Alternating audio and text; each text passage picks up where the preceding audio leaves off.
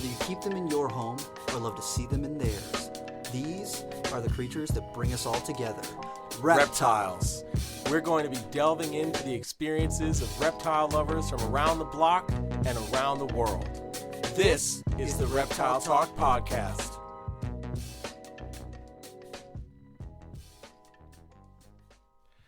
What's going on, guys? I'm Jeremy Turgeon from Brassman Reptiles. And I'm Rob, and I am keeping it real.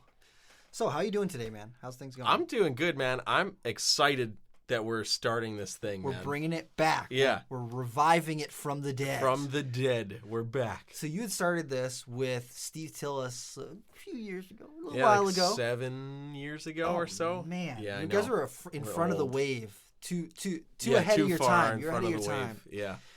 So we're reviving this. We're bringing back the Reptile Talk podcast just so that we can kind of delve into these experiences that people are having with reptiles. Yeah. Because it's like a lot of people having all these really cool experiences. They might get lost in all the stuff that we got going on. Everybody's got a high-paced life. Everyone's posting stuff on social media. And some of that stuff just gets lost. And one of my favorite things to do is to talk reptiles with people. Hell yeah, dude. Yeah, it was when Steve and I started this, like I said, 7-ish years ago, our thought process was like, hey, we're both two young guys that have had the opportunity to work with some bigger names in the industry. He had just started working with Eugene Bissett. I had already known Kevin for many years and had worked a little bit with Brian, and was like, hey, cool, like, we've got some, some cojones, yeah. We can showboat around a little bit. And we just started bringing people on and interviewing them. And, we did well for kids. I was 20, Yeah. going on 21. And that means like Steve was like 4 going on 5, Approximately. Yeah. We're guessing. But yeah. And then he went to college and I went to college, and then it was just too hard to continue to try to line up schedules and stuff. And now he's like getting his PhD and stuff. He's going to be a great scientist one day.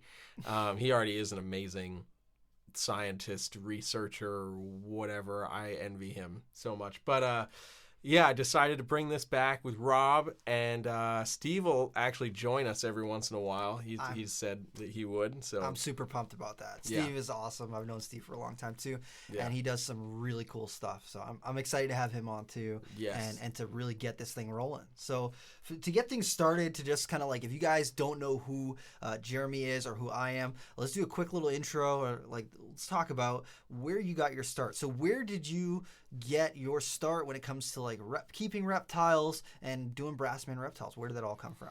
So, oh boy. So we go all the way back to the 90s. No. Oh my goodness. No. So when I was like 7 or 8-ish, maybe I was a little bit younger, but I threw a temper tantrum in a pet store because I saw a fire-bellied toad. Oof. And I had to have it. And I was like, where's toad? I want it, And my mom caved, and I got the toad, and I was literally like hooked at that point. Also, growing up, like, oddly enough, my dad almost like would keep me from going outside all the time. It was like the paranoid of like being outside, and that like made me want to be outside even more. Yeah. And I was like, I'm like looking at bugs, and we had like praying mantids that used to like nest and stuff in this big bush by my house. So I would like be geeking out and find these like huge Chinese mantids and everything. It was like, oh my God, that's so awesome. So I had this toad for a little while. I wanted to start keeping other things, so I got my hands on some green anoles. And that was like the first lizard, like the first real reptile that I kept. And I accidentally bred them because I didn't know that I had a pair because I was a child. And then worked that into leopard geckos, started breeding leopard geckos, and then I was like, I want snakes. Like I had books on snakes. Obviously, was watching The Crocodile Hunter. The natural progression. Yeah, dinosaurs are cool. Oh, that's Steve Irwin. He works with dinosaurs. I like that. Snakes are dinosaurs just without legs. I want snakes. We all go through it. Exactly. So it took my mom years before she let me get a snake. Like I was on her for at least 6 years. At least. Like I want a snake. Nope.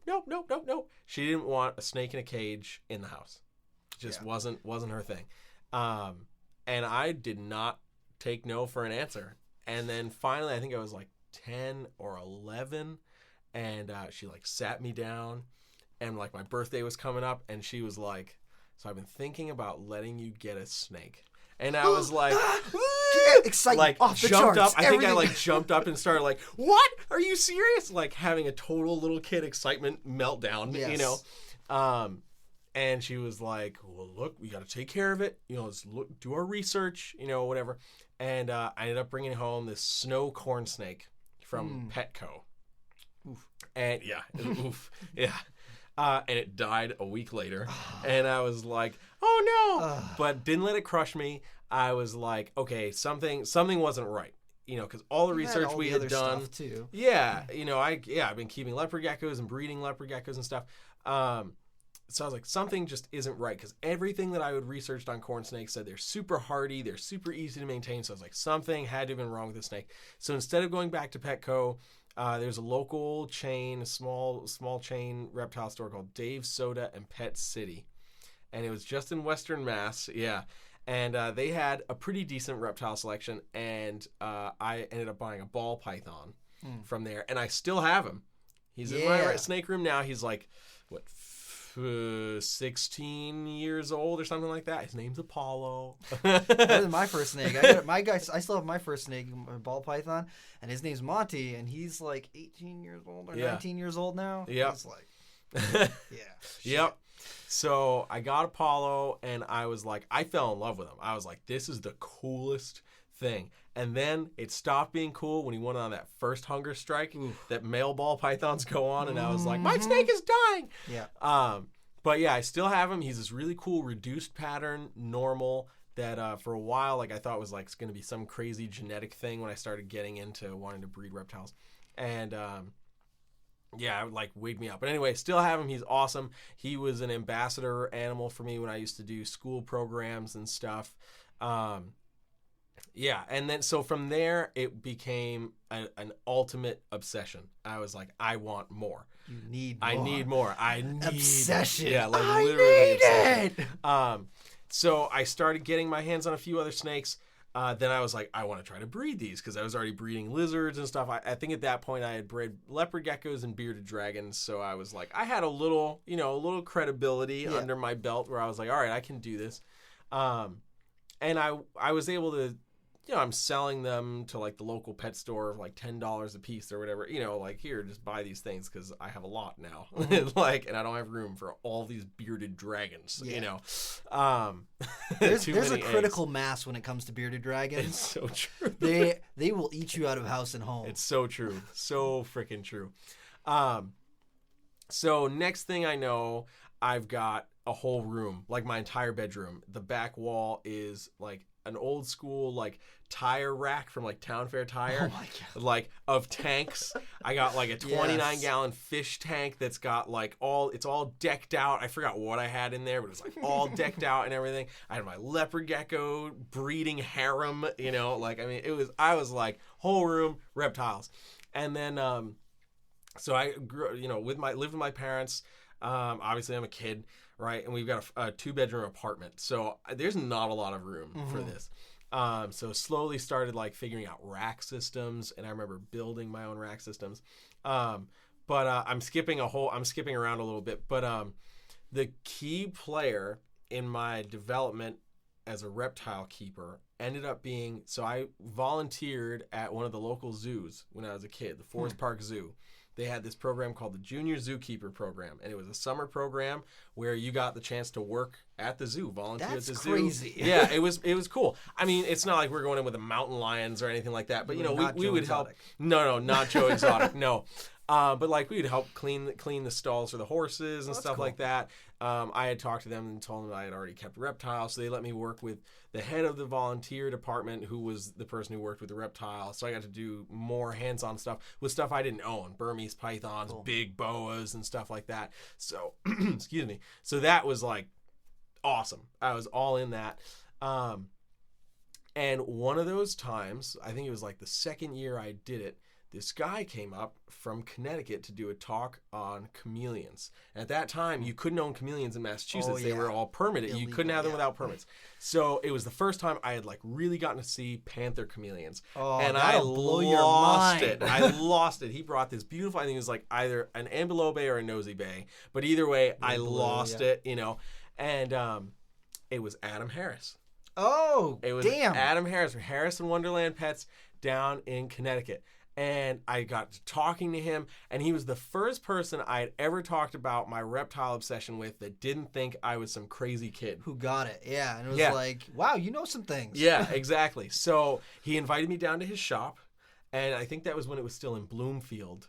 And his dad was still really heavily involved in it. So he drove out to Bloomfield, and oh my God, he had like big Nile monitor, these crazy fish tanks, all these awesome snakes. He was like a big colubrid guy. He was like anti-ball python back then. He was like, no, ball pythons, no. There's so many cooler things. So he was like big colubrid guy, and I was hooked. And any chance I could to like either go down there or talk with him, I would. And I started really getting into colubrids.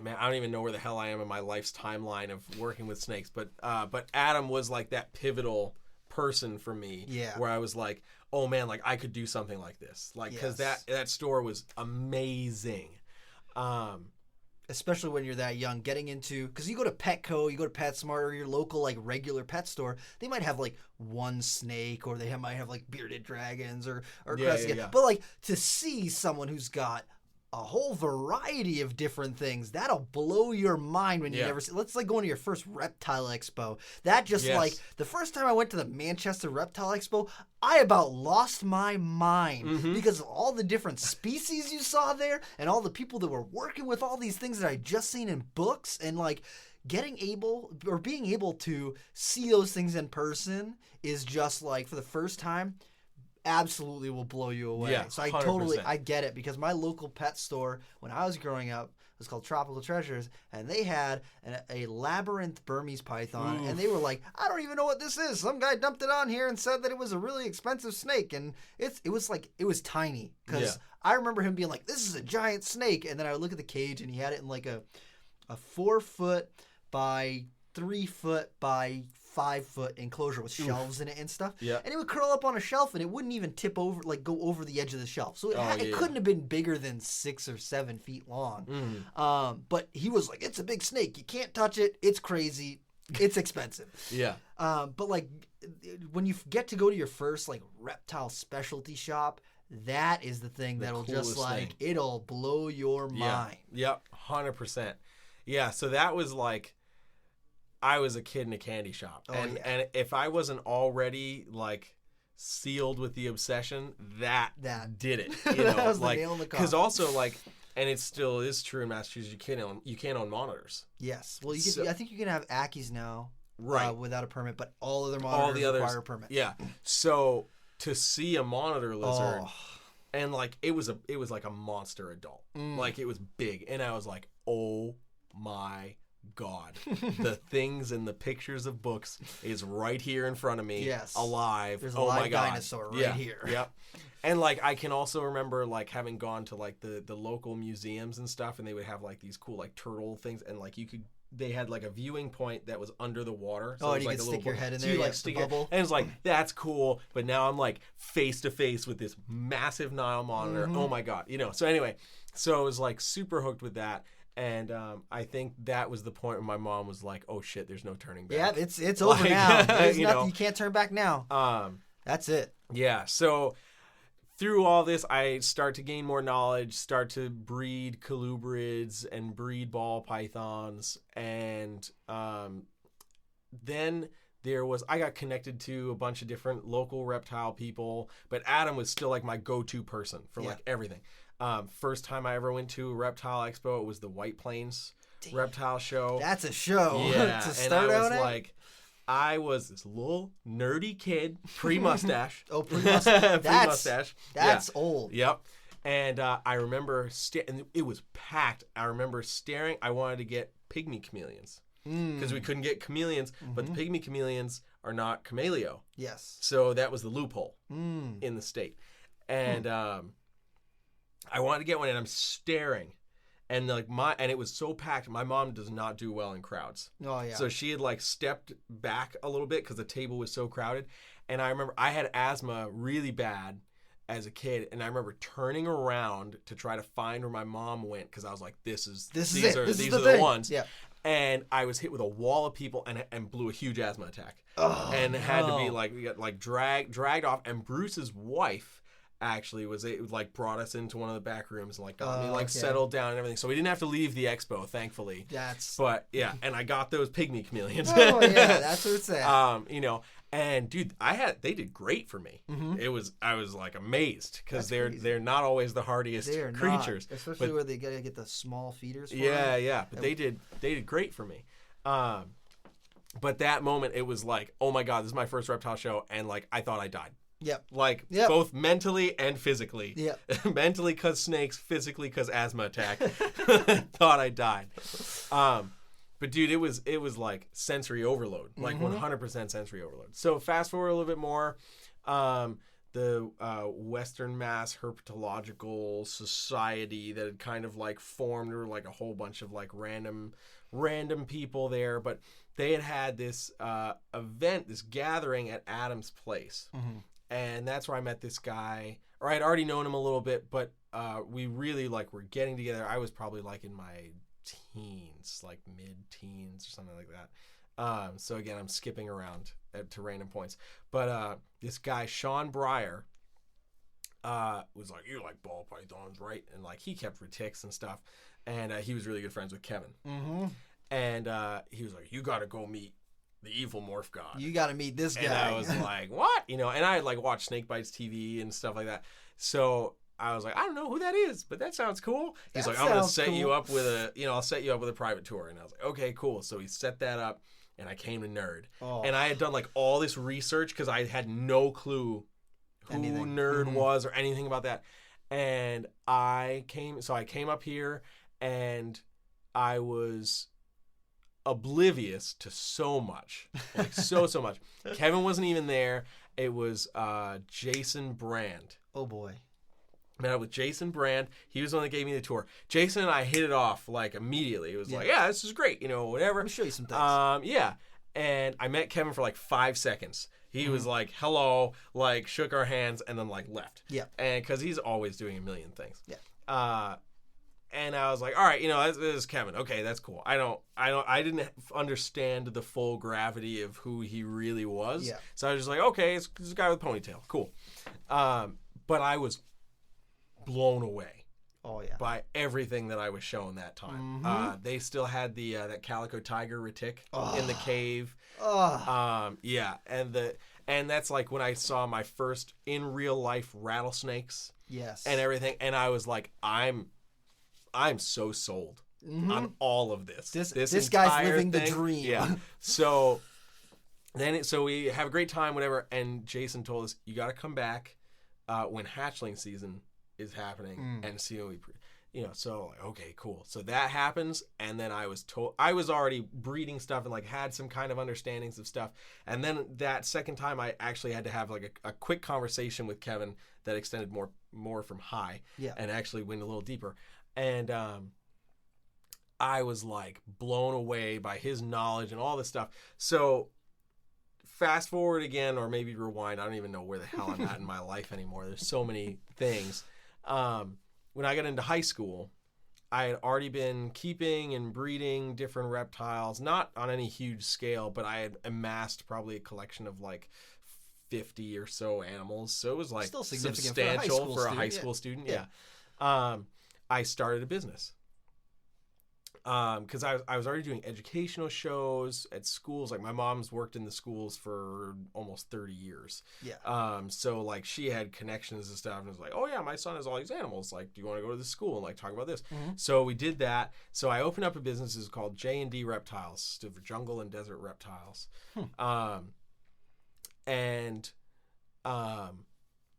I was breeding corn snakes. I was breeding cow kings. I was breeding Honduran milks. I was breeding Pueblan milk snakes. I was breeding leopard geckos.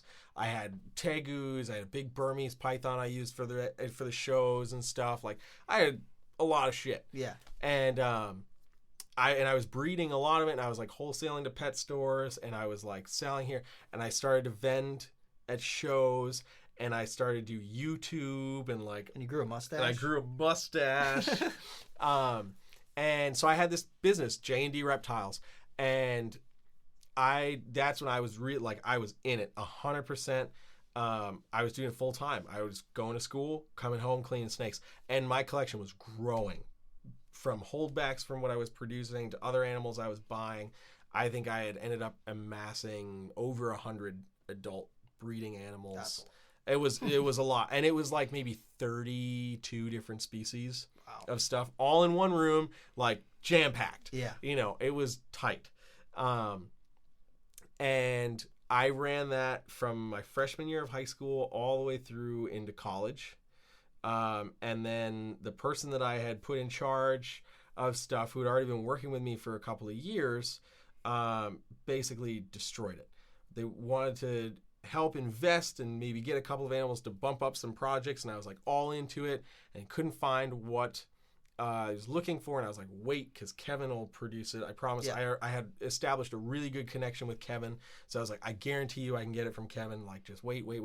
He didn't wait. He bought an animal from somebody over in the West Coast, and never quarantined it, and came in. It was sick, and it killed off basically all of the ball pythons that I had. And I had like 60 plus ball pythons, like high-end stuff. I had some of the first pastel fader double het lightning pieds.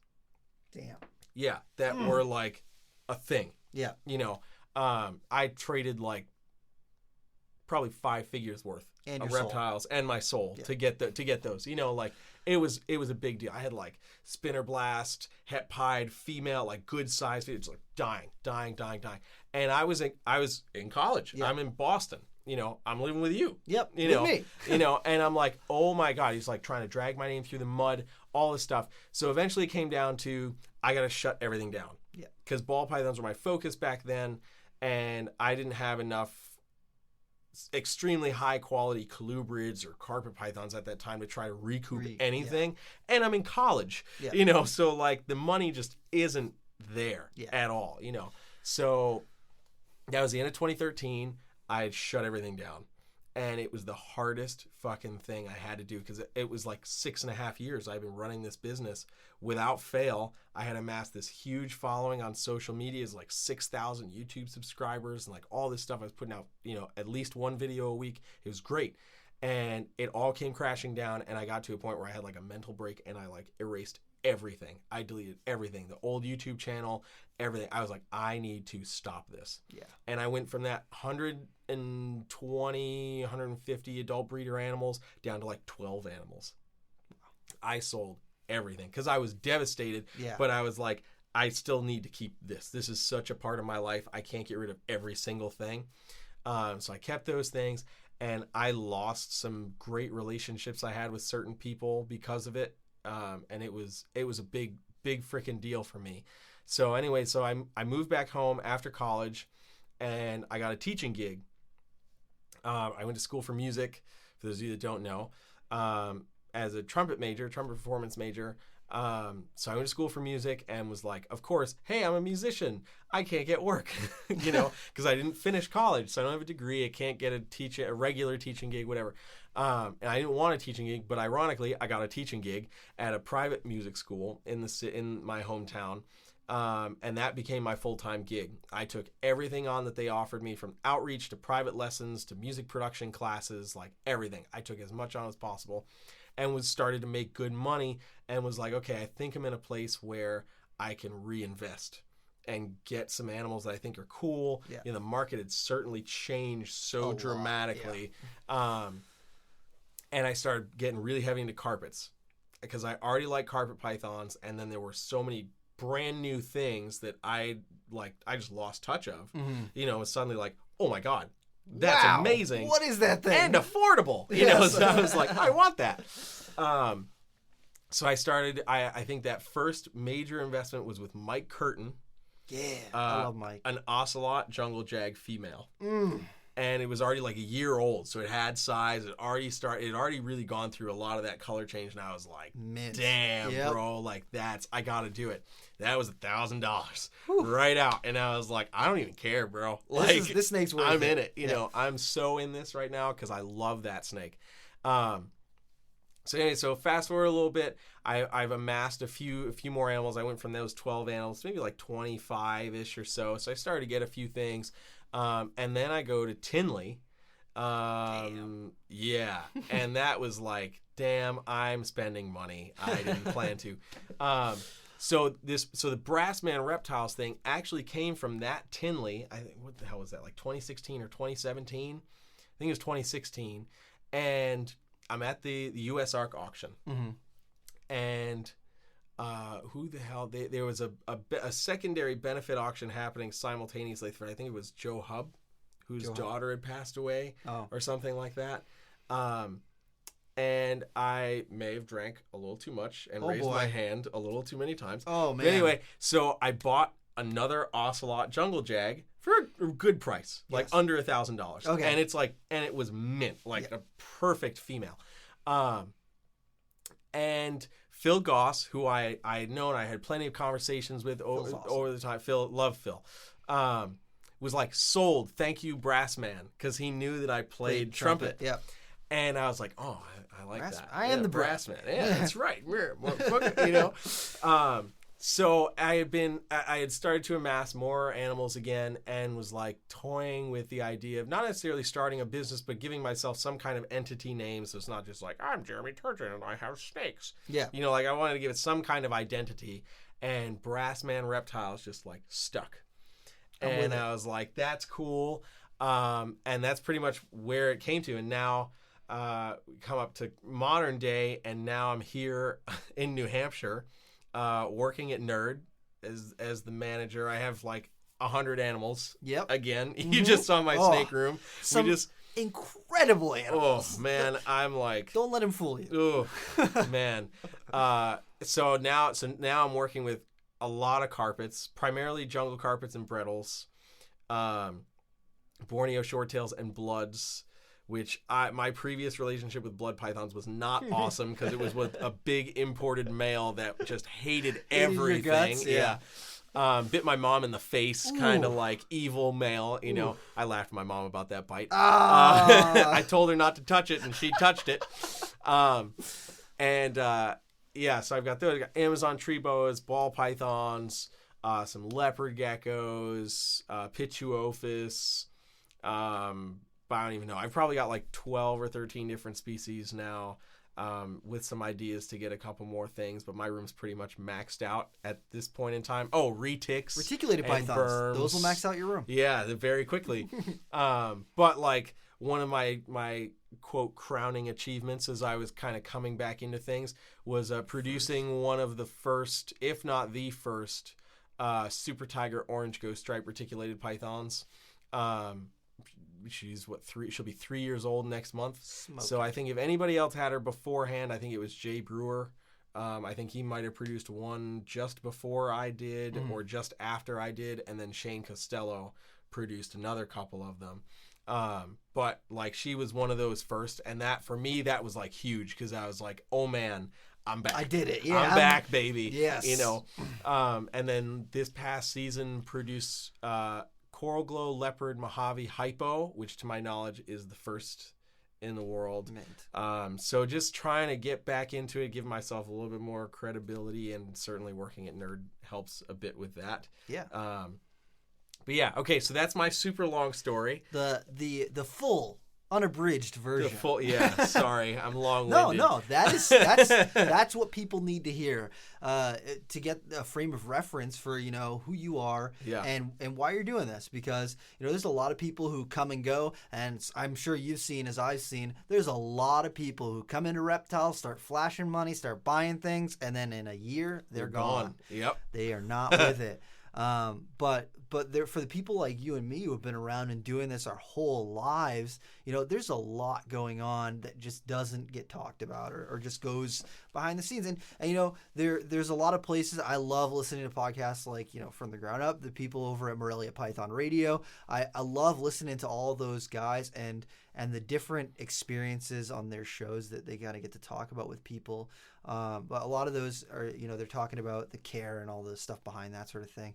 But I think that the experiences from some of the people who you get to meet along the way are just as interesting as the care for the animals. The Very animals true. Get you into it, but the experiences are what really keeps you around. 100%.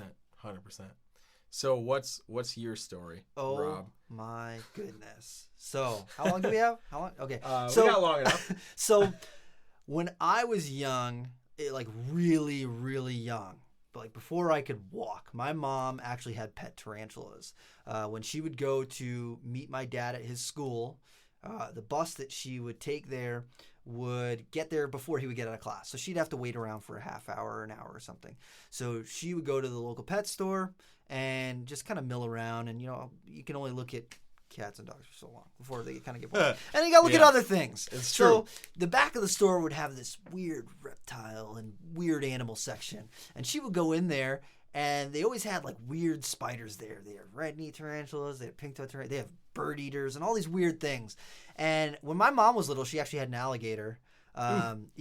In Connecticut before all those regulations and all that stuff. Yeah. And once it got to be the size too big for the bathtub, they got rid of it. They sent it to a zoo or whatever. So when I was before I was born, she got tarantulas, and she just thought they were interesting. It's not your normal pet. They're cool. They make webs, and they do all these weird things, and they're just an interesting animal to watch. So when I was little, I had pet tarantulas. We had a cat, which was okay and everything, but the tarantula, we would catch little moths and throw them in there and watch the tarantula eat the moth. And then at our back porch during summertime, me and my mom would go back there and turn the porch light on for an hour, and eventually you'd get, your orb weaver spiders. It would make these big webs. So we'd catch bugs and then throw them in there and just watch them for an hour, just sitting there doing their thing, eating bugs and being spiders. So when I was little, I was super, super into spiders and tarantulas. And naturally, when you're into spiders, you want to go out and find spiders in your yard. And while you're out there, you might see salamanders and garter snakes and all sorts of weird stuff like that too. So when I was young, and you're just trying to learn and experience things, lots of little kids are into dinosaurs, and you get into all these weird things. And I was just so fascinated with reptiles and spiders, and that was my thing. When I would go to the library or do anything, if there was an option to read about spiders or snakes or lizards, I was there for it. Some of the first issues of Reptiles magazine, when they came out, I subscribed to them because my mom was like, reptiles? Robert loves reptiles. I got to get that. So when a lot of kids were doing their summer reading and reading fantasy books and all this stuff, I was reading Rainbow. Yeah, for reading Rainbow and stuff. I wasn't interested unless it was reptiles or dinosaurs or something like that. So from the moment that I could read, that I could watch programming, it was all reptiles. It was just everything I could find about reptiles. I was enveloped in it. I've had a hard time getting interested in things that weren't reptiles.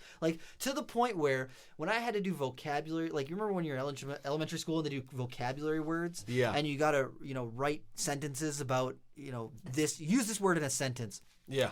Everything I wrote about was reptiles. I had to make it about reptiles to make it interesting, to the point where my teacher sent a letter home to my mom and was like, I understand that Robert's passionate about reptiles, but he can't use every word about reptiles. There's some words that just don't relate to reptiles in any way, so he can't use it. And after that, I was like, I can't do this. I can't. I just couldn't figure out a way. My brain just worked through the way of reptiles. So when I was little, I was just so enamored, and when you're little, people ask you all the time, what do you want to be when you grow up? What do you want to be? And in Reptiles magazine, they had a thing where you could have a job where you work with reptiles. And I was like, you can make a living working with reptiles? So the number one thing on there was herpetologist, where you can study reptiles in their natural habitat and record data and blah, blah, blah. And so when people would ask me what I want to be when I grow up, I'd be like, a herpetologist. Yeah. And from a 5-year-old or a 6-year-old, people don't expect that. And then they'd be like to my parents, why does he know about herpes? And my parents, no. And then I would be like, no, it's not whatever you think it is. It's about, he wants to study reptiles and snakes and lizards. Yeah. That's what he wants to do. So I was just like fully in. I needed to be around snakes. I needed to learn about them. Every book I could get at the library, I would ask the librarian constantly if they could get in new books about reptiles, Audubon Society books. And like, my dad is not from the United States. He's from the Caribbean. And where he comes from, snakes are scary as hell. And he does not like snakes at all. So he's terrified of snakes. So when I was growing up, I wanted snakes, could not have snakes. So the next best thing, if I couldn't keep snakes, was seeing them in the wild. So I got super, super into field herping, going out in the woods and just flipping logs and looking under rocks and catching snakes and looking at all the different kinds that we have in New England, and just doing that as much as I could because I wasn't allowed to bring them in the house. So if I could see them in the wild or like, catch them, bring them to my yard and like look at them for a little while, that was almost enough for me to like really, really be satisfied. So my first pet reptile was actually probably not a great first reptile. It was a Jackson's chameleon. Because when I would go on vacation, in Massachusetts, there's a lot of regulations on reptiles. So you'd go to Petco, you'd see like a ball python, a corn snake, a leopard gecko, and maybe a frog, some sort of frog, and a bearded dragon. And that's it. That's all you would see. So you wouldn't really see anything else other than that. No chameleons, no green tree pythons, no bigger snakes, like none of that stuff. So when my mom's family's from Connecticut, so when we would visit her family 2 or 3 times a year, I would be like, we should go to a reptile place. We should look if there's reptile places. Because in Reptiles magazine, there was advertisements for Regal Reptiles, which was in Providence, Rhode Island. And then when we got to my grandparents' place where we would stay for a weekend or a week or whatever, they had a small pet store there that was called the Life Gallery. And I would beg my parents the entire time we were down there. I was like, can we go to the pet store? We got to go to the pet store. I got to see what they have. Because they would have stuff that we wouldn't have at the pet stores in Massachusetts. Because like my local pet store would have like a tarantula every now and again because the guy was afraid of tarantulas. Or they would have like a garter snake or a green snake. Or he never had like a big reptile section. He was always more of a bird and fish guy. So he had a big fish section. He had a macaw that he would carry around with him. And so when I was little, I would just, I'd go to his place and just look as much as I could, but there's only so much you could see. So when we go to Connecticut and I get to go to this weird reptile fish store where they would have sharks, they would have like all these crazy corals and saltwater tanks. And then they would have in the front of the store, they had this like little crappy section. It was like terrible. This place got shut down because they were not good. Oof. But they had chameleons there. And the first time I saw Jackson's chameleon, I was like, it's a dinosaur. Look at the horns. There's a male and he's got the horns. And he was in this horrible little, like, literally like a maybe 10-inch by 10-inch by 18-inch little glass box. And they had them all lined up. And they would have like a Brazilian rainbow boa in there, a blood python. It didn't matter what it was. They just kind of threw it in there. And I was in there and I was like, oh, what? There's a dinosaur. And my mom was like, that's a cool looking lizard and I've never seen one of those before. We should buy a book about that and read about that. Yeah. And so I was like, we gotta get it. I just like begged and begged and begged. And usually my parents' rule is if you start to whine or complain, the answer is no. So I wouldn't whine about it, but I was like, we should get this thing. Cause I had had tarantulas. I had white-lipped tree frogs, so like the little green tree frogs. I'd had those, but I didn't have a lot. Like I had fire-bellied newts, but I didn't get to branch out very far because it was like my parents were like, no, you got other stuff. You got to focus on school. Blah blah blah. You can catch snakes during the summertime. That's cool. You're good. You're okay. You've got those things. Those are preoccupied. And I was like, the chameleon though. So my mom caved. We got the Jackson's chameleon, and that just like. I stared at that thing the whole weekend that we were at my grandparents' house. Like we got like a little critter carrier to keep it while we were there. And then once we got books to read about them, to how to keep them alive. And I didn't know at the time that chameleons were illegal in Massachusetts. Yep. So I don't know. I must have been like 8 or 9 years old. Yeah, probably 8 or 9 years old when I got it. And so we got back to Massachusetts, and I spent that whole weekend just staring at this thing like, oh my God, this is the cool. We put it in the shower, turned the shower on so it could drink the water off the leaves, and I was just like, this is so cool. This is the coolest thing ever. So I was just like amped, just excited about that thing. And so we got it home.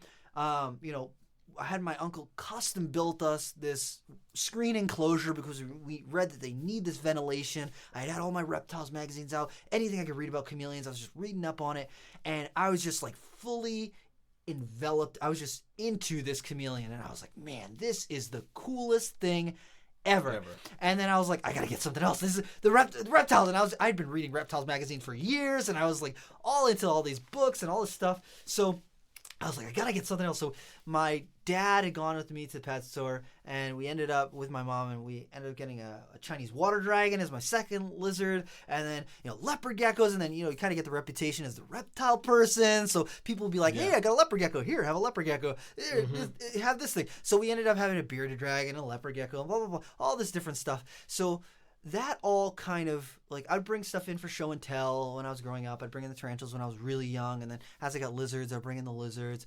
And my teachers would always be like, Robert, you know so much. Why don't you make a business out of this? Why don't you teach people? And I was like, I don't want to get money. I just like reptiles, and I want to tell you about reptiles because you don't let me talk about it in school. Yeah, so, right. So my chameleon ended up getting an eye infection. I had already had him for 3 or 4 years already.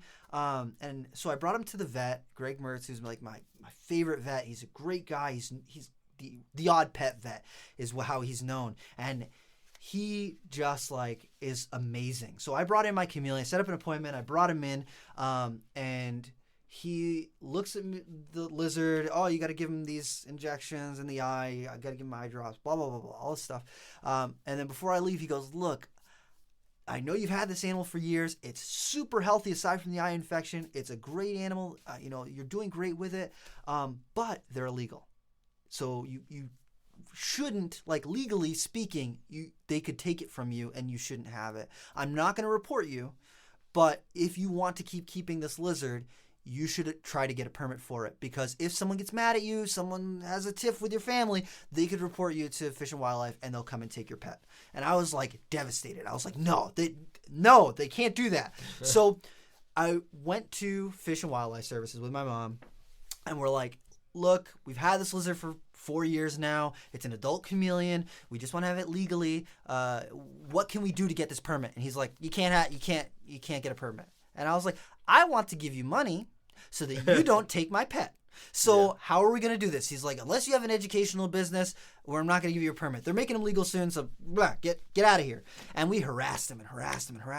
He's like, I'm not giving you a permit unless you have an educational business. And so my mom was like, we do programs at the schools anyway. Why not make a little bit of money and we can get a permit for our pet?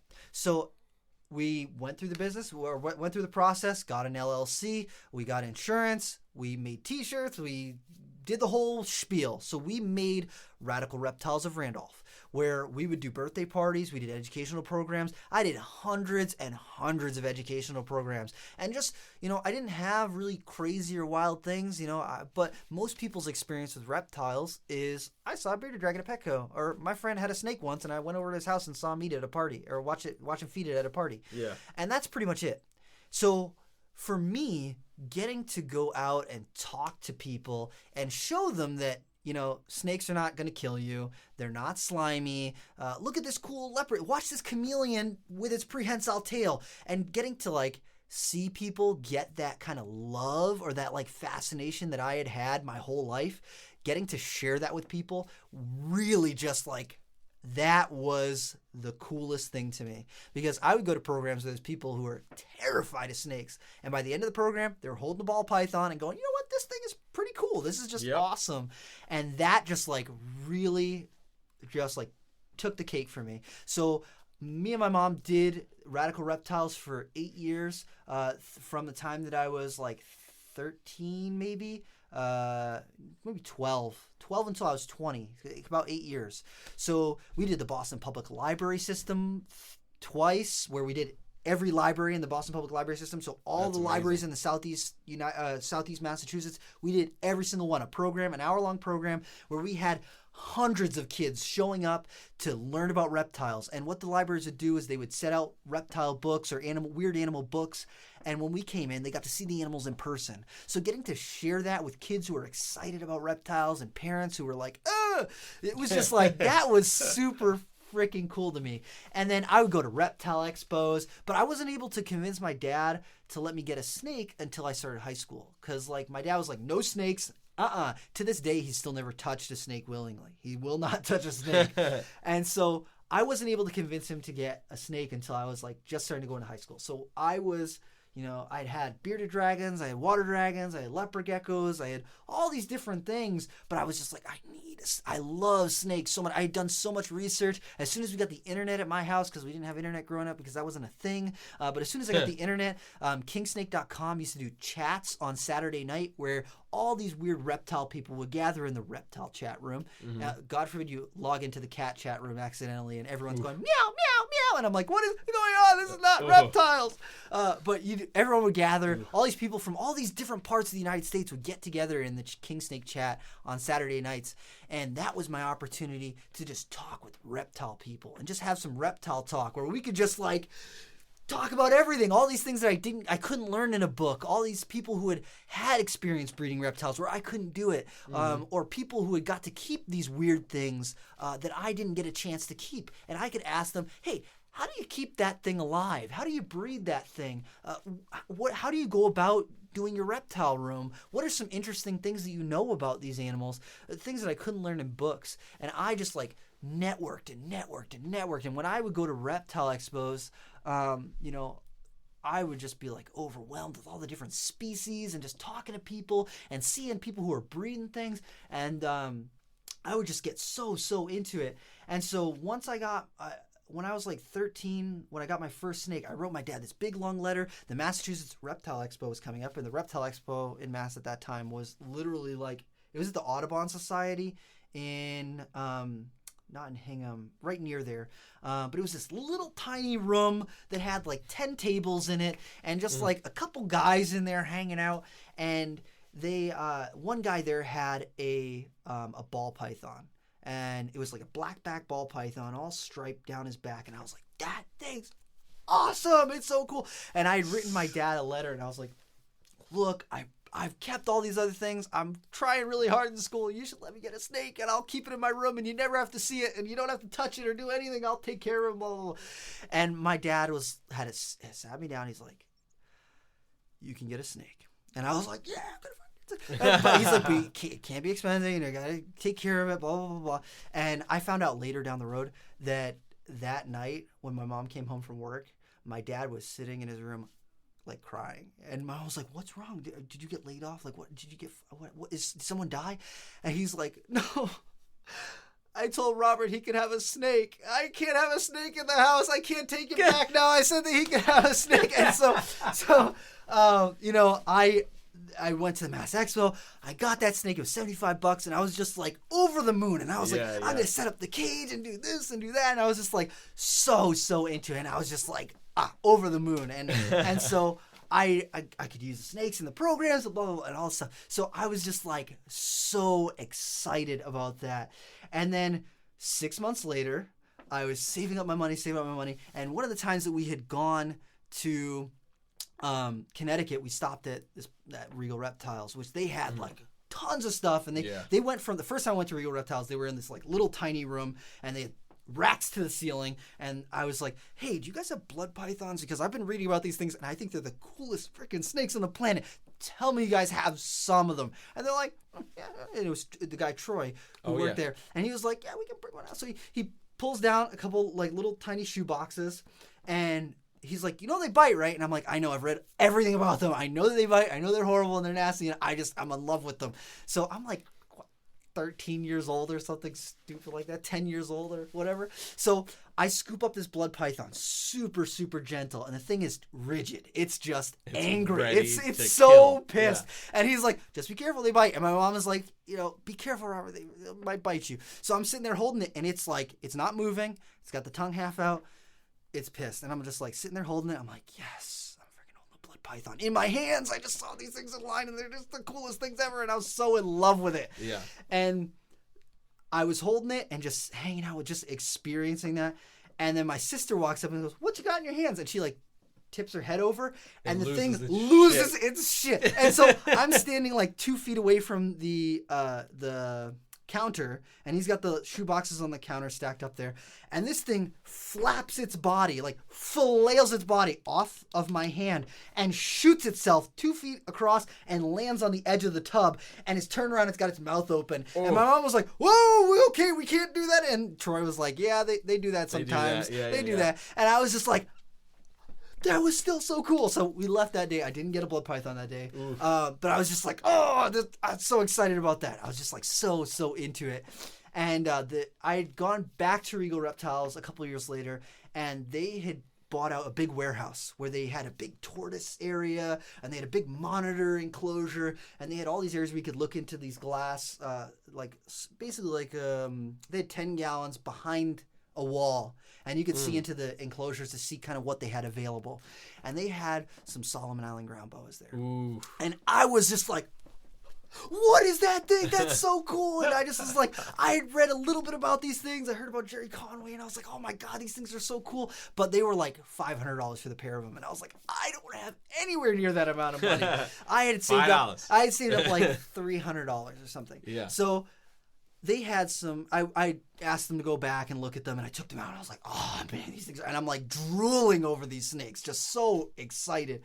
And so my dad was with me. He would not come in that back room. So we go back there, and I'm just like, love with these things. And they're like, those are, I can't really budge on the price on those, but we got these Viper boas that are really cool, and they are kind of similar and blah, blah, blah. And I was like, okay, well, I know how to take care of those things. So like, I want those, but I can afford the Viper boas. So I got the pair of Viper boas. I got bit to hell because I wanted to hold them while I was on the ride home, and I'm sitting in the car just getting lit up by these Viper boas, peeing all over me, biting me, and I was just like, these things are still cool. But so when we're leaving the back room at Regal Reptiles, I'm walking out with the bags of Viper boas, the 2 bags, and the dude opens up the door, and one of the other guys had just pulled out a Burmese python. He came back from a birthday party or something. So he just pulled out a Burmese python and is like putting it back into the enclosure. And the dude, Sean, who was helping me out, who run Regal Reptiles, he saw that my dad was standing outside the room, and he looked in, he saw the Burmese python, and he saw my dad's face was like white. Because he was just like, oh my God, that's a big snake. And Sean goes to me, oh yeah, it's only gonna be like 6 months until these are that size. And I was like, shut up, don't say that. He's not gonna let me buy these snakes. He's not gonna let me take them if he thinks they get that big. And he's like, and my dad was like, oh no. And I was like, no, they don't get that. These are adults. They're a foot and a half long. They're tiny. It's okay. We're cool. And so I was just like, oh my God. So, I brought the Viper boas home, set them up. They wouldn't eat for me. I tried geckos. I tried everything I could possibly think of, scenting with frogs, everything. I couldn't get them to eat. So I'd been saving up my money. And so I'd saved up like another $150 or something. And so I called up Regal. I was like, look, guys, I've had other things. I've done all my research. I cannot get these things to eat. Can I bring them in and exchange them or return them or whatever? And they're like, we can't return them, but maybe we can work something out. So I bring them back down there, and I was like, I really fell in love with those Solomon Island ground boas. I think I can work something out with those. And they're like, if you $150 more, that was like the exact amount of money that I had. I was like, sold. So I gave them the Viper boas, got these Solomon Island ground boas, and I was just like, these things are so cool. Yeah. So that just like really, and then, from having one snake to then 6 months later getting 2 more snakes, and then just the can of worms is open. I'm getting all these snakes. I'm getting all these different things. I kept a bunch of different stuff. I bred a couple things, some ball pythons and stuff. But breeding was never like crazy my focus, but I knew how to, like, I'd read everything you could possibly find on breeding boas and Amazons and blah, blah, blah, and all these different things. So throughout going to expos and stuff, I met this guy, Jason Chapman, and he was talking, he was like, saw me at the expo, he's like, hey, you know a real lot about a lot of different things. Would you want to like work at run a pet store for me? And I was like, dude, give me 2 weeks notice and for my job, and I will run this pet store for you. I don't care, because he had been breeding stuff for years and years and years. He was super into blood pythons, which I love blood pythons. He had Borneo shorttails, Sumatran shorttails. He had Amazon tree boas, and I was just like, he is doing it. He's like, and he's tattooed and all this stuff. So I was like, this guy gets it. He's cool. So he like had reached out to me and was like, because he knew me from the online forums and from chat rooms and stuff. He was like, you know a lot. I want someone who knows a lot to help run this reptile store. Would you be interested in doing that? And I was like, dude, let me know, and I am in it. Yes. So he bought a building, and at the next Reptile Expo, he saw me and he was like, dude, it's happening. I'm building this reptile store, and if you'll run it, I would like to have you run it. And I was like, dude, this is what my life has been leading, because I was working in a kitchen. I just had a bunch of snakes in my room. I was just like, just doing my thing, you know? And my educational business had shut down because my mom had moved temporarily to Arizona to work at a hospital down there. So I was just like, was going to college and all this stuff, so I couldn't run the whole business just by myself, and I had other stuff going on. So I was just like, I couldn't focus on just that. So I helped them go there, do demo, renovation on the building, and then moved up to Maine and helped them run that store. And we bred a lot of stuff there. I bred hognose snakes there. I bred Sumatra short-tailed pythons there. I helped them breed boas there. We bred Amazons, all these different things. Kind of learned how to, run a pet store. It was just me and we had one person else helping out as well. But it was pretty much just me and him breeding all the rats, feeding all the snakes, taking care of everything, breeding everything, and just kind of, trying to do stuff. And we vended expos. We did White Plains. We did Manchester. We did the Mass Expo. And just networking and branching out. And, to meet up with where I'm going today, when I first started kind of venturing out and trying to network with people, the nerd forums, New England Reptile forums online, was someplace where I could talk about blood pythons, because on King Snake, no one cared about blood pythons. They weren't interested. They're like, those things are nasty and they pee all over you and they're horrible. And I was just like, I can't find anyone who's into blood pythons. But Kevin's girlfriend at the time, Kara, was the blood python woman. And she was just like into it, and she loved bloods and she still loves bloods and short tails. And so one of the first times that I came up to Nerd, she was like, you got to see this. I got some really cool blood pythons hatching out. And I was like, geeking out, and she brought out this little tiny box with vermiculite in it, and there was little baby blood pythons poking their heads out, and I was like, this is so fucking cool. This is the coolest thing ever. And so I was like 17 or 18 or something, just after I got out of high school. And so as soon as I got a car, as soon as I got my license, every penny that I made was spent going up to Nerd, because she was, she's Kevin's girlfriend, so I got in with the guy. So, yeah. That's how I met Kevin. One of the first times I met Kevin, you know what he freaking did? So she's like, hey, this is Rob. He's really into blood pythons. And I was like, it's Kevin McCurley. Oh my God, this is so crazy. He runs New England Reptile. I've seen your Reptile magazine. I was like geeking out. And he's like, she told me that you play guitar. And I was like, yeah, I play guitar a little bit. I was like taking lessons when I was younger. And so he hands me his really, really nice flying V guitar. He's like, play something for me. And I was like, oh crap. Oh no, because he's he's got his own band. He shreds up and down the freaking thing. And I'm like, okay, doing power chords and stuff. He's like, oh no, you got to practice this scale. And he just whips out the scale and he makes me do it. And then he's like, now do it again. Now do it again. Now do it again. Do it again. And then he's like, okay, now just keep practicing that. And then pretty soon you can start just playing a little faster. And I was like, oh my God, I'm a fucking idiot. Why did I do this? And but through that, I kind of got to know Kevin. And I was like, Kevin, look, if I come up here, just let me clean some things. I just want to, I don't have experience with big snakes. I had I ball pythons, short tails, bloods, and a couple of Amazon tree boas. I didn't get any experience with bigger things. So I knew a lot. And when he talked to me, he knew that I knew things, because when he would reference things, I could freaking talk about it. Mm-hmm. And so he's like, okay, so you're not an idiot. Yeah, you can come clean stuff. So every time that I could, I would just drive up to Nerd. It was about an hour from my home. So I would drive up there and just be like, what do you guys need cleaned? I'll clean whatever you want. So I started out doing baby ball pythons, and just because I was geeking out about bumblebees and all these stuff. And I was just like, seeing a piebald in person, I was like, this is so cool. Right. So, because they weren't everywhere. It was Nerd had them. Right, and right, big exactly. breeders had them, but you didn't see them at expos or anything. Yeah. So I would just go there and I'd be like, what can I clean? What can I feed? Have me do something. And he would just pick out stuff for me to do, and I would do it.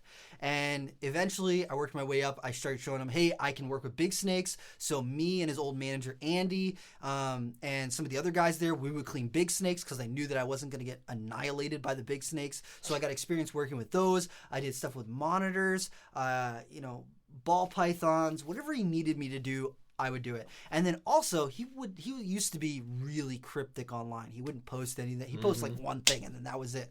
And he didn't really post a lot. So when I would go there, I'd be like, hey, is it cool if I take pictures of some of this stuff and then share it all? I'll make sure everything's tagged New England Reptile, but people need to see these awesome things that you're working with, that you're doing. And so I was like, dude, please. And he was like, yeah, that's fine. Just make sure people know that it's New England Reptile. And I was like, it's not me, dude, but people need to see these things. So I would just like take pictures and then post them on ballpythons.net and on the nerd forums and like all these different places where I would be online. And I was just like, look at these amazing things that I'm seeing at Nerd. So cool. And so, that just kind of like solidified my kind of relationship with Kevin and just kind of learning from him because he knows so much. And, I had already had a really great base of knowledge just from talking to as many people as I had networked with and learning things. But there was still so many things that I learned from him and just being around Nerd. And then when I worked in Maine with Jason, I learned so many different things. And so all that kind of has built up to this point now where, I've gotten to work with some of my favorite snakes in the world. Like most of my focus right now is blood and short-tailed pythons. And those are just my favorite. Like I love them so much. And then something that I've always strived for since I was before I could even keep snakes was scrub pythons. Because I just would see pictures of bar neck scrub pythons. I'm like, that is the most beautiful snake on the planet. Those are just like up there. That is my dreams. If I can't have venomous snakes, those are my dream snakes. Yeah. And I knew that they got big, like too big for me to have in my house with my parents. So when I was younger and going to expos, when I was living at home, I wouldn't buy them because I would see them at expos every now and again, and they'd be cheap, like $150 or $200. And I would have the money, but I have so much respect for scrub pythons that I always told myself, if I get scrub pythons, I don't want to have to get rid of them because they get too big or my living situation won't let me have them. I'm not getting them until I know that I can do this, that I can keep them, and that I can give them the life I think that they deserve. So I didn't get scrub pythons until like 5 years ago or 6 years ago. And I got my first girl, Janet, from Nerd, and Andy, the guy who was running Nerd at the time, he knew that I was super into him, and from volunteering and working with retics, he knew I can handle a big snake and all that stuff. But when I was in Maine, I had my own house that I kind of had situated where I had a big room and I could have my reptiles in there and everything. I had a big 6-foot cage where I black tree monitors and all this stuff. So when he got those baby scrub pythons and he called me and was like, dude, you need to come down to Nerd right now. And I was like, I'm working today. Like, I'll come down soon. Like, I'll plan a trip or something. He's like, no, you need to come down like in the next couple days. You need to be here. There's stuff you need to see. And I was like, okay, dude, because like they would hatch out cool stuff all the time. And I would talk to Andy and he's like, when he would hatch cool stuff out, when I would come there, he's like, you got to see this and see this and see that. And when I came to Nerd, he was like, go down to that rack over there and look at the shoeboxes in the bottom of the rack. And I was like, what is it? He's like, just go look. And he walked away. So I pull out a tub and I look at it and it's this like little noodly thing and I like open up the top and I'm like, are these baby scrub pythons? And he's like, we got a whole clutch of baby barneck scrub pythons. And I was like losing my mind because he had a really big barneck scrub, but you couldn't like touch it. He could hold it, but like if I had tried to hold it, it would have not killed me, but it would have been really nasty. Yeah. So these baby scrub pythons, I was like, oh my God, I got to get one of these things. And he's like, I knew you were the person who, when these came in, I knew that you had to come down and get one. And I was like, whatever you need, money, take it. I need one of these babies. And so I got a baby barneck scrub python that day. Her name was Janet, and I've had her, and she's like, I love that snake to death. And I still have her. She's 5.5 years old now. And for me, that's just like the pinnacle. They have such intelligence, and when you're working with them, you can see that they're working things out. And so aside from education and doing that sort of stuff, scrub pythons, they just take the cake for me. They just really, I'm enamored with that species, or with those species of snakes.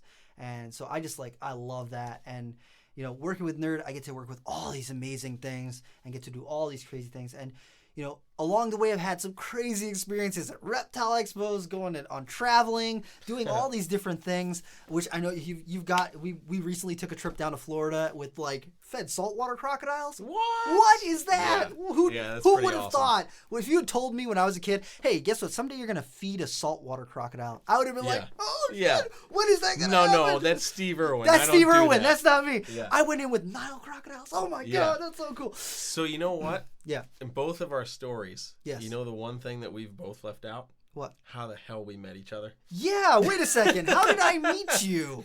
Wait, where did you come from? I don't even know. So we both grew up in Massachusetts, though. Yeah. But like opposite sides. Opposite sides. Super, like 3 hours apart. Yeah. Difference. Easily. Yeah. In Massachusetts. So, man, was it at an expo? It had to have been at an expo. I had seen you at expos before I like actually got to meet you. Yeah. And I had seen you because you had this big mustache and you wore your hat backwards, and I was like, who is this dude? I've never seen him. Like I don't remember him being around, but you were like in it, talking to Jungle Jewels and those guys over about all their bearded dragons and about the ball pythons that he was breeding. And, you know, you were with Brian, and, like, I had met Brian at the White Plains Expo, and he would only bring, like, a couple staff members. So just talking to Brian from his YouTube, and Brian Barczyk from his YouTube and, like, online and stuff, I was like, dude, if you want help at the expo, like, once I do my once around and I'm not buying anything, I usually just walk around and don't do anything. So if you want help, I'll help you sell snakes. I'm totally cool with that because I know you have really great snakes, and I'll help you sell them. And he was like, if you'll do that, that's awesome. So I would help Brian vend there. And then I saw you at Brian's table, and I'm like, okay, if he knows Brian, he must be good people. He's cool. And then I would see you at mass things. Yeah. And then I was like, okay, so he's like, He's around. He's around. I know him. Yeah. But, like, I don't even know if I could pinpoint the exact moment when we met. We actually met. We bumped into each other at expos and stuff. It was probably at Brian's table. Honestly. It probably was. At White Plains. Yeah.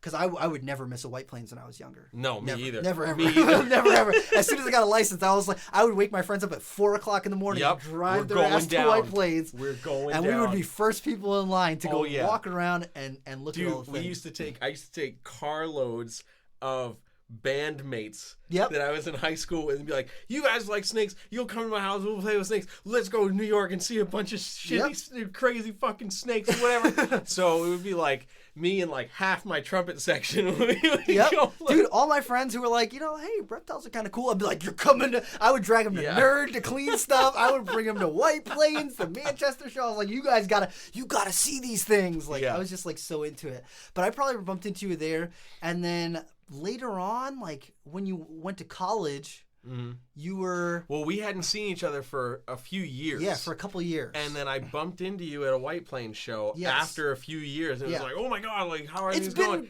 It's so crazy. It's been so long since I've seen you. Yeah, and then you're like, how's it going, whatever. And I'm like, kind of fucking stressing, dude. Yeah, it's not good. I'm supposed to be moving out to Boston in like a week and have no place to live. And you're like... Boston's not cheap. Yeah, Boston's not cheap at all. And you're like... Oh, dude, you should have reached out, man. Like, I live not that far away. I can talk to my mom. We got this spare room. And I was like, bro, if you can do that, you'd literally be saving me so much. And then, like, next thing I know, like, less than a week later, I'm on the phone with your mom. Yep. She's giving me the third degree about what She's like, I'm look, doing. Listen here. Yeah. We don't do drugs at our house. We don't drink at our house. There's no partying. You can't just bring random people over here. He's like, no, we're okay. We're cool. We're on the same page. I'm literally like, I just need to not be on the street in Boston. And then I'm fucking moving up. To fucking Randolph. Yeah. Shit, and then, so you lived with me for a little while. You know, got to see my reptile. So you got your reptile fix when you weren't with your own reptiles. And we went field herping and doing all this stuff. And just like, you know, we go to Nerd and you do your live stream with Kevin and stuff. And So like, it just like clandestine. That's right. It all fits together in the grand scheme of things. That's true. And so, I mean, I guess the rest is history. Like I've always got along really well with you, and I love that you're doing your music thing, and you know, it's just we're in my recording studio right now. We are. We're in his recording. This would not be as great sound quality if Jeremy wasn't doing what he was doing. And I don't know what I do, but I do things sometimes. Yeah. I got personality. Yeah, man. I got a face for personality. I thought you had a face for radio. I do have a face for radio. That's why we're doing a podcast. The Reptile Talk podcast. Oh, man. That is funny. So, I mean, that kind of brings us towards the end of our I think so. So yeah, man. Thank you guys for tuning in. Make sure that you check out our Instagram. It's reptile.talk on Instagram. We're going to be posting lots of cool stuff as we're going through and doing interviews and talking with people. We'll be posting images to go along with that so you can keep up with what we're doing. And, it's been a pleasure. Yeah, man. So where can people find you if they want to see your individual stuff that you're doing? Okay, so if you want to follow me on Instagram, you can find me at Brassman Reptiles. If you want to see my music stuff, you can go to JT Music 1092. You can find me Brassman Rep on Twitter. And Brassman Reptiles on Facebook and all that stuff. How about you? Awesome. So if you can find me, or if you want to find me, you can find me on Instagram at RobIsCreepingItReal, because I'm constantly creeping it real. On Twitter, on Twitter, you can find me at RobIsCreeping, because I guess it's not real on Twitter. And that's pretty much it. Don't add me on Facebook. Damn, yeah, you'll be in limbo for the rest of eternity. Yeah, friend request limbo for the rest of eternity. I'm actually closing in on the 5,000 cap on friends, and I usually only post stuff so my friends can see it. Oof. So don't add me on Facebook. Don't do it. But make sure you're following the Reptile Talk podcast, and thank you for tuning in. See ya.